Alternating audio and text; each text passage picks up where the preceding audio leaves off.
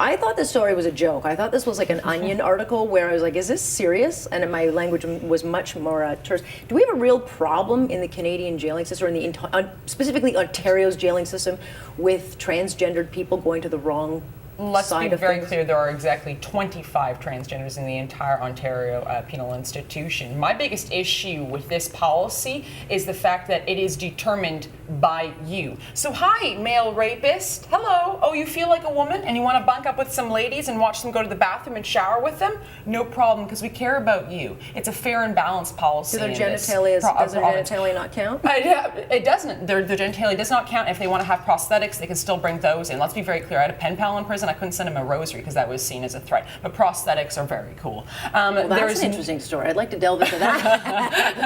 I had pen pals too, but I wasn't pals with them. They wanted to send me stuff. I was evangelizing, okay?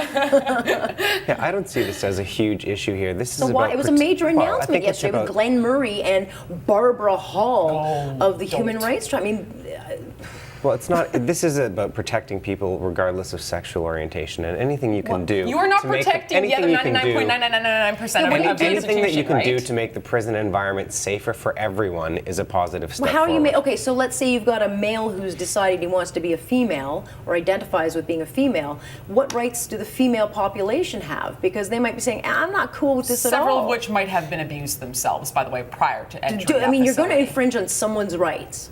Sure. I mean, I think the purpose of this policy is to make sure that you're protecting all of the inmates who are in prison, and that people all have the right to as much protection as possible in the environment. So I'm not sure right for transgender.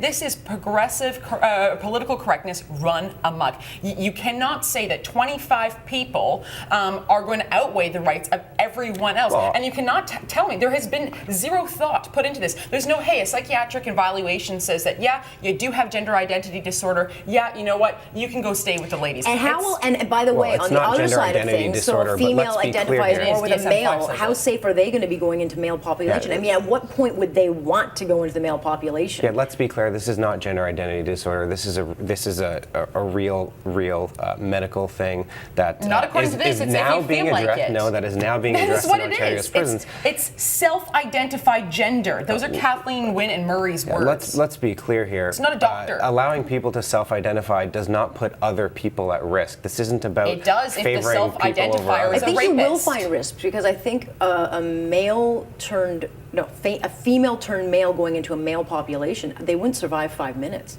Yeah, they wouldn't, and even if that's where they feel most comfortable, they just wouldn't. We're talking about a lot of hypotheticals, but in the hypothetical that you're talking the whole about, thing is a hypothetical. Nobody's going to choose to put themselves in a situation that's dangerous. The whole point of this legislation is they might put others in a situation that's dangerous. The purpose of the situation is to help facilitate better safety, not to have people choose to put themselves in less dangerous situations. And you can't even build a separate room for them. I mean, next things we're going to be doing is outfitting jails with transgender neutral bathrooms. I mean, look, there's not enough of them in the population for this demand. As currently constituted, people who are transgendered are generally kept alone. I think the purpose here, is to have integration into the prison population in a safe way. Well, so I just look at it. Someone's rights are going to be infringed upon.